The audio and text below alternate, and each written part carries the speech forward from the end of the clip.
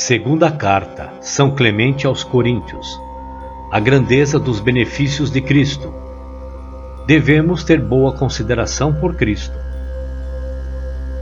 Irmãos, deveríamos pensar em Jesus Cristo como juiz dos vivos e dos mortos.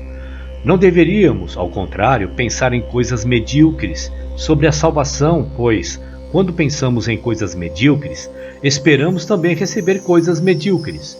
Os que escutam que estas coisas são medíocres fazem mal, e nós também fazemos mal, não sabendo de onde e por quem e para onde somos chamados, e quantas coisas tem sofrido Jesus Cristo por nossa causa. Que recompensa, pois, lhe daremos? Ou qual fruto de seu dom poderá nos ser dado? E quanta misericórdia lhe devemos? Eis que ele nos concedeu a luz, nos chamou como um pai chama seus filhos, nos salvou quando estávamos morrendo. Que louvor lhe rendemos? Ou o que foi pago de recompensa pelas coisas que temos recebido, já que éramos cegos em nosso entendimento? Rendíamos culto a paus e pedras, a ouro, prata e bronze, obras humanas, e toda a nossa vida não era outra coisa que a própria morte? Assim, pois, quando estávamos envolvidos nas trevas e oprimidos, em nossa visão, por esse espesso nevoeiro, recobramos a vista e pusemos de lado, por sua vontade, a nuvem que nos encobria. Ele teve misericórdia de nós. Em sua compaixão nos salvou, pois nos vira mergulhados no erro e na perdição, quando não tínhamos esperança de salvação, exceto a que vinha dele. Ele nos chamou quando ainda não éramos, e do nosso não ser quis ele que fôssemos. A igreja, anteriormente estéril, é agora fértil. Regozija-te, ó estéril, prorrompe em cânticos e gritos de júbilo, aquela que nunca pôde parir, porque superiores são os filhos da desamparada do que os daquela que tem marido. Aqui ele diz: regozija-te, ó estéril, a que não dava à luz. Fala de nós, pois nossa igreja era estéril antes de que lhe fossem dados filhos. Então ele diz: prorrompe em cânticos e gritos de júbilo aquela que nunca pôde parir, significando que, assim como a mulher que está de parto, não devemos nos cansar de oferecer as nossas orações com simplicidade a Deus. Depois, quando diz: porque superiores são os filhos da desamparada do que os daquela que tem marido. Diz isto porque o nosso povo parecia desamparado e abandonado por Deus, mas agora, tendo crido, passamos a ser mais do que aqueles que pareciam ter Deus. Também outro texto diz: não vim para chamar os justos, mas os pecadores. Isto significa que é justo salvar os que perecem, pois é verdadeiramente uma grande e maravilhosa obra confirmar e corroborar não os que estão de pé, mas aqueles que caem. Assim também Cristo quer salvar os que perecem, e salvou a muitos, vindo e chamando-nos, quando já estávamos perecendo. Confessar a Cristo e temer a Deus. A obrigação de confessar a Cristo. Vemos, pois, que ele nos dedicou uma grande misericórdia, primeiramente, porque nós que aqui vivemos não sacrificamos aos deuses mortos, nem lhes rendemos culto, mas por meio dele chegamos a conhecer o Pai da verdade. Que outra coisa é este conhecimento que ele nos deu, senão o de não negar aquele por meio de quem o reconhecemos? Sim, ele mesmo disse: aquele que me confessar, eu também o confessarei diante de meu Pai. Esta é, portanto, a nossa recompensa, se verdadeiramente confessarmos aquele por meio de quem alcançamos a salvação. Porém, quando confessamos? Quando fazemos o que ele disse e não desobedecemos aos seus mandamentos, e não apenas o honramos com os nossos lábios, mas também com todo o nosso coração e toda a nossa mente.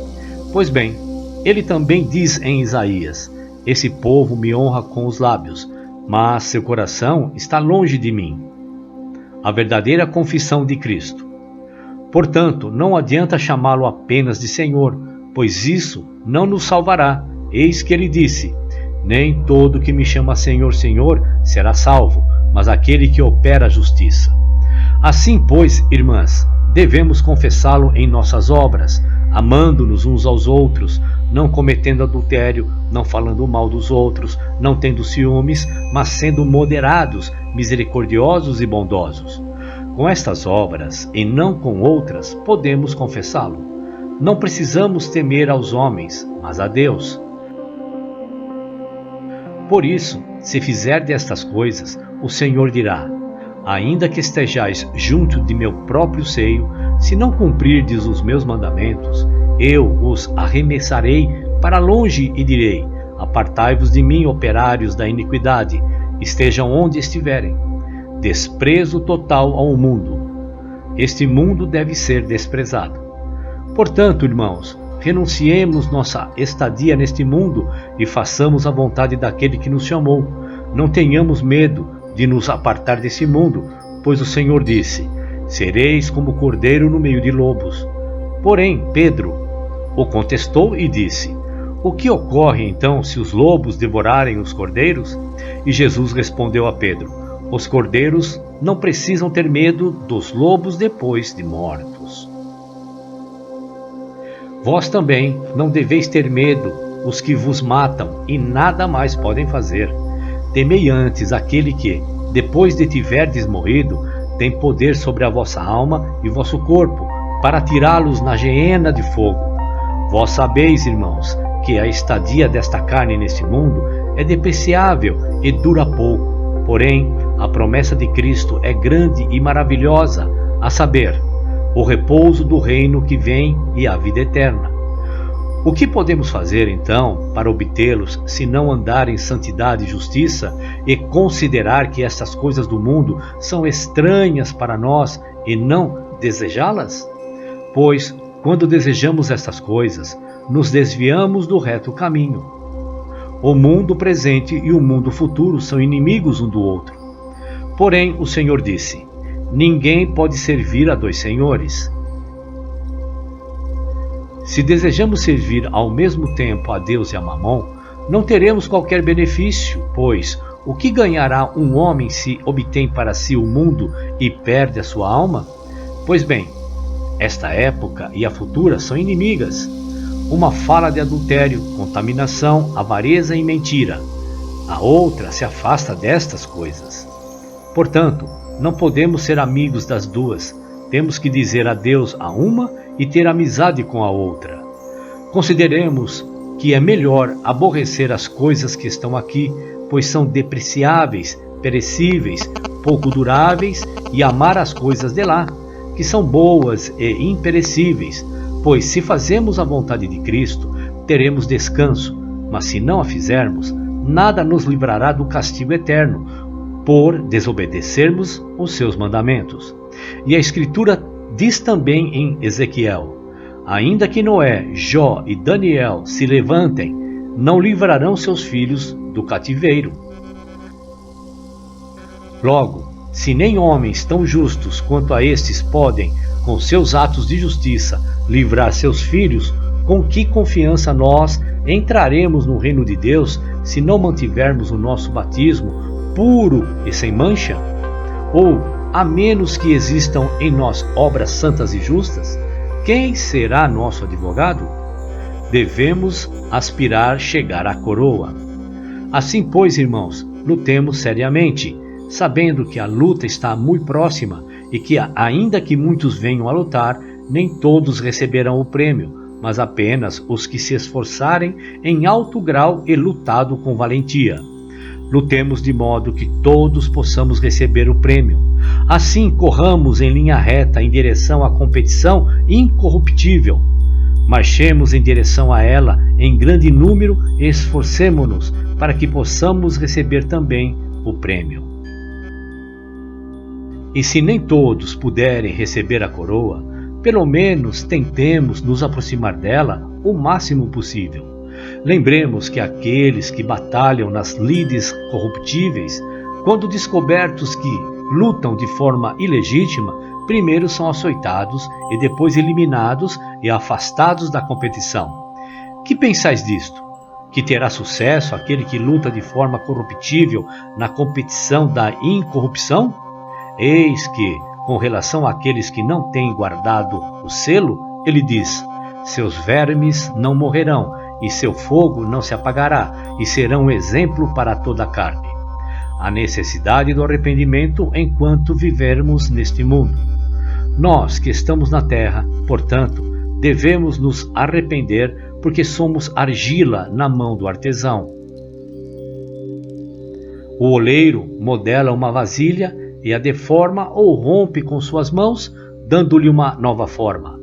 Uma vez, porém, que a tenha posto no forno aceso, não mais poderá repará-la.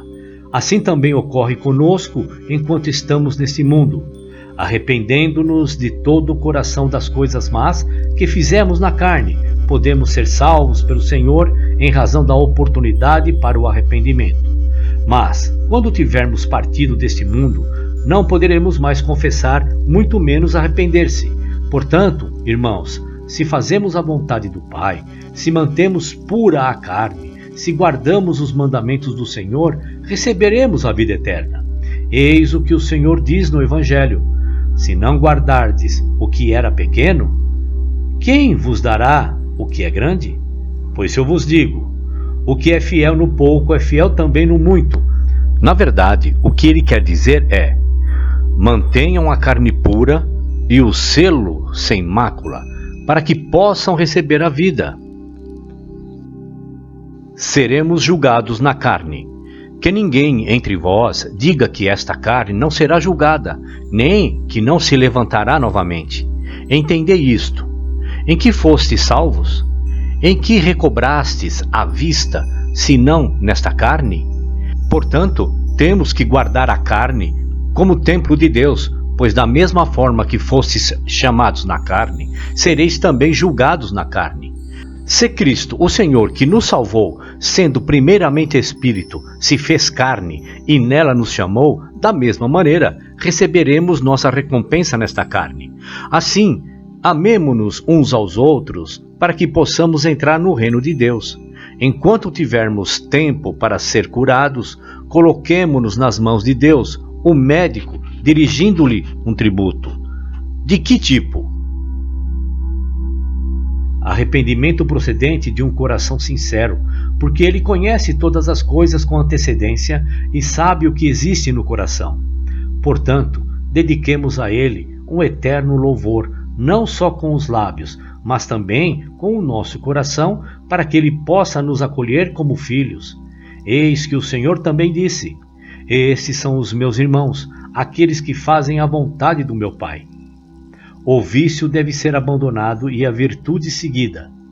Desta forma, meus irmãos, façamos a vontade do Pai que nos chamou, para que possamos viver e continuemos na virtude, abandonando o vício como precursor dos nossos pecados, e nos afastemos da impiedade, para não nos sobrevenham males. Pois, se somos diligentes em fazer o bem, a paz virá a todos nós. Por esta causa, é impossível ao homem alcançar a felicidade. Ele é influenciado pelo temor de outros homens, preferindo o gozo deste mundo à promessa da vida vindoura. Na verdade, não sabem quão grande tormento acarreta o gozo deste mundo e o deleite que proporciona a promessa do mundo vindouro. Se fizessem essas coisas com respeito a eles mesmos, ainda seria tolerável. Contudo, o que fazer é ensinar o mal a almas inocentes, não sabendo que farão jus a uma condenação em dobro, a sua e as do que os ouviram. Confiar em Deus. Devemos seguir a Deus e confiar nas suas promessas. Portanto, sirvamos a Deus com o coração puro, para sermos justos. Porém, se não servirmos, porque não cremos na promessa de Deus, seremos desgraçados, pois a palavra da profecia diz também: desgraçados os indecisos, que duvidam em seu coração e dizem: essas coisas temos ouvido, inclusive nos dias de nossos pais. Entretanto, temos aguardado dia após dia e nada temos visto. Estúpidos, comparem-se às árvores, a uma vinha, por exemplo. Primeiro, desprendem-se as folhas, logo sai um broto, depois vem o agraz e, por fim, as uvas maduras. Do mesmo modo, meu povo passou por problemas e aflições, porém, depois receberá as coisas boas. Assim, meus irmãos, não sejamos indecisos, mas soframos com paciência na esperança, para que possamos obter também a nossa recompensa. Porque fiel é aquele que prometeu pagar a cada um a recompensa por suas obras. Se temos feito justiça, portanto, aos olhos de Deus, entraremos em seu reino e receberemos as promessas que nenhum ouvido ouviu, nenhum olho viu, nem ainda acessou o coração do homem. Devemos olhar constantemente para o reino de Deus. Deste modo, esperemos o reino de Deus, hora após hora, com amor e justiça, já que não sabemos qual será o dia da aparição de Deus. Eis que o mesmo Senhor, quando certa pessoa lhe perguntou quando viria o seu reino, respondeu: quando os dois forem um, quando o que estiver fora for como o que estiver dentro, e o varão for como a mulher, não havendo nem varão nem mulher. Pois bem, os dois são um, quando dizemos a verdade entre nós, e entre dois corpos haverá apenas uma alma, sem divisão. E ao dizer que o exterior será como o interior, quer dizer isto: o interior é a alma e o exterior é o corpo. Portanto, da mesma maneira que aparece o corpo, se manifesta a alma em suas boas obras. E, ao dizer o varão como a mulher, nem varão nem mulher, significa isto: que um irmão, ao ver uma irmã, não deveria pensar nela como sendo sua mulher, e que uma irmã, ao ver um irmão, não deveria pensar nele como sendo seu homem. Se fizer dessas coisas, diz ele, logo virá o reino de meu Pai. Deus e a Igreja Espiritual. O nome de Deus não deve ser blasfemado. Assim, irmãos, arrependamo-nos imediatamente, sejamos sóbrios para o que é bom, pois estamos cheios de loucura e maldade. Apeguemos os nossos pecados anteriores e arrependamo-nos com toda a alma, para que sejamos salvos. E não agrademos os homens, nem desejemos agradar uns aos outros somente, mas também aos que estão fora, com a nossa justiça, para que o nome não seja blasfemado por causa de nós. Porque o Senhor disse: meu nome é blasfemado de todas as formas entre os gentios, e também, ai daquele em razão de quem seja blasfemado o meu nome. No que é blasfemado? Quando não fazeis as coisas que desejo, pois os gentios, quando ouvem da nossa boca as palavras de Deus, se maravilham de sua formosura e grandeza. Porém, quando descobrem que as nossas obras não são dignas das palavras que pregamos, imediatamente começam a blasfemar, afirmando que é um conto mentiroso e um engodo. Porque quando ouvem que lhe falamos que Deus diz: qual é o vosso merecimento se amais os que vos amam? Será vosso merecimento se amardes os vossos inimigos e aqueles que vos aborrecem. Quando ouvem estas coisas, repito, ficam maravilhados de sua soberana bondade. Porém, quando percebem que não apenas não amamos quem nos aborrecem, como também não amamos nem aos que nos amam, passam a nos gozar e a nos depreciar, e o nome é blasfemado. A Igreja Espiritual. Portanto, irmãos, se fazemos a vontade de Deus, nosso Pai, pertenceremos à primeira igreja, que é espiritual, que foi criada antes do sol e da lua. Porém, se não fazemos a vontade do Senhor, seremos como a Escritura, que diz: minha casa se transformou em covil de ladrões. Logo, prefiramos ser a igreja da vida, para que sejamos salvos. E não creio que ignoreis que a igreja viva é o corpo de Cristo, porque a Escritura diz: Deus fez o homem, varão e mulher. O varão é Cristo, a mulher é a igreja. E os livros e os apóstolos declaram de modo inequívoco que a igreja não apenas existe agora, pela primeira vez, como assim desde o princípio, porque era espiritual, como nosso Jesus também era espiritual, porém foi manifestada nos últimos dias para que ele possa nos salvar. Pois bem, sendo a igreja espiritual, foi manifestada na carne de Cristo com o qual nos mostrou que, se alguns de nós a guarda na carne e não a contamina, a receberá novamente no Espírito Santo, pois esta carne é a contrapartida e a cópia do Espírito. Nenhum homem que tenha contaminado a cópia, pois receberá o original como porção suja. Isto é, portanto, o que ele quer dizer, irmãos? Guardai a carne para que possais participar do Espírito. Porém, se dizemos que a carne é a igreja e o Espírito é Cristo, então o que trabalhou de forma corruptível com a carne, também trabalhou de forma corruptível com a igreja. Logo, esse não participará do Espírito, que é Cristo. Tão excelente é a vida e a mortalidade que esta carne pode receber, como sua porção o Espírito Santo que vai unido a ela. Ninguém pode declarar ou dizer as coisas que o Senhor preparou para os seus eleitos. Justificação e juízo final. Quem salva e quem é salvo? Pois bem, não creio que haja dado nenhum conselho depreciado a respeito da continência. Não me arrependo do que escrevi, pois quis salvar a outro e a mim, seu conselheiro, porque é uma grande recompensa aconselhar uma alma extraviada, próxima do perecimento, para que possa ser salva. Esta é a recompensa que podemos dar a Deus, que nos criou, se o que fala e escuta, por sua vez, fala e escuta com fé e amor.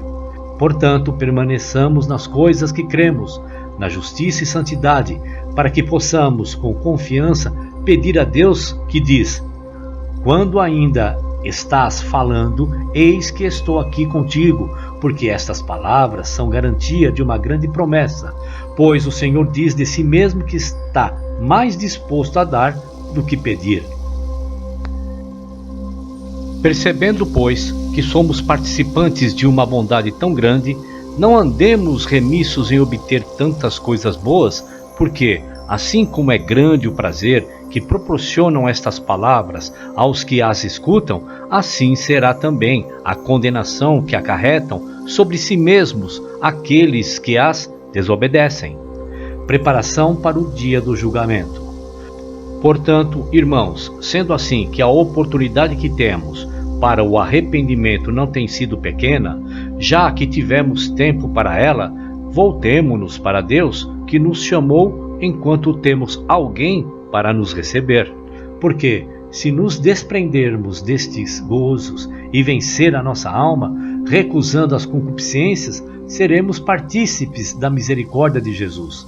Sabeis que o dia do juízo vem chegando, como um forno aceso. Os poderes dos céus se dissolveram, e toda a terra se derreterá como o chumbo levado ao fogo, e então se descobrirá os segredos das obras ocultas dos homens. A esmola é coisa boa para se arrepender do pecado.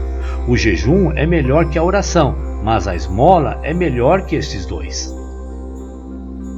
O amor cobrirá uma multidão de pecados, porém, a oração, feita em boa consciência, livrará da morte.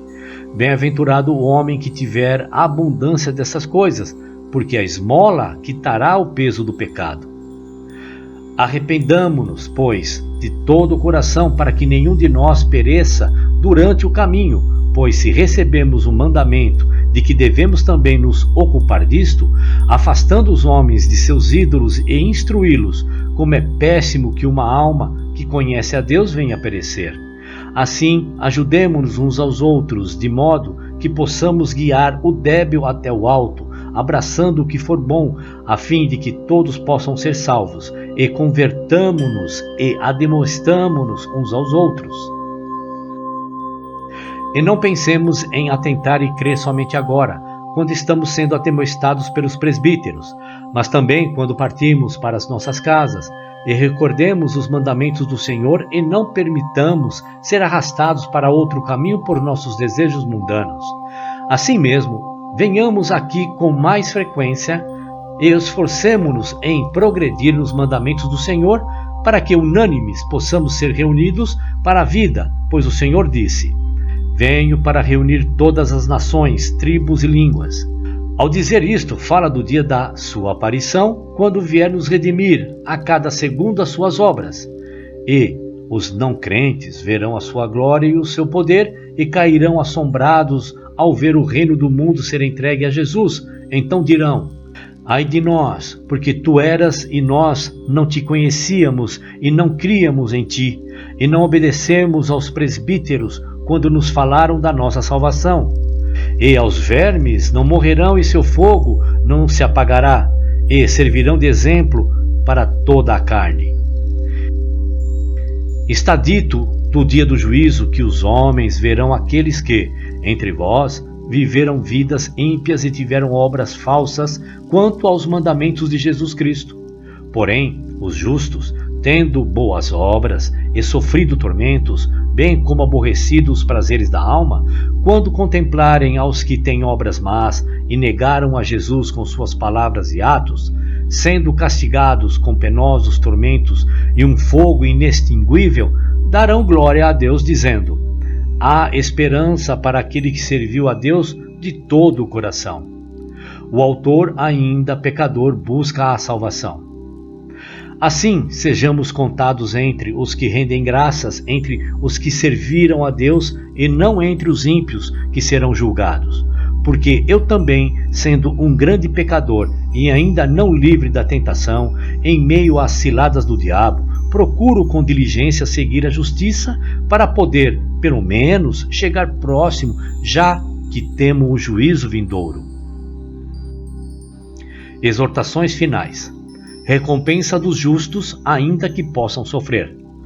Portanto, irmãos e irmãs, após ouvir o Deus da verdade, leio-vos uma exortação a fim de que possais prestar atenção às coisas que estão escritas, para que possais salvar-vos a vós mesmos e aos que vivem no meio de vós.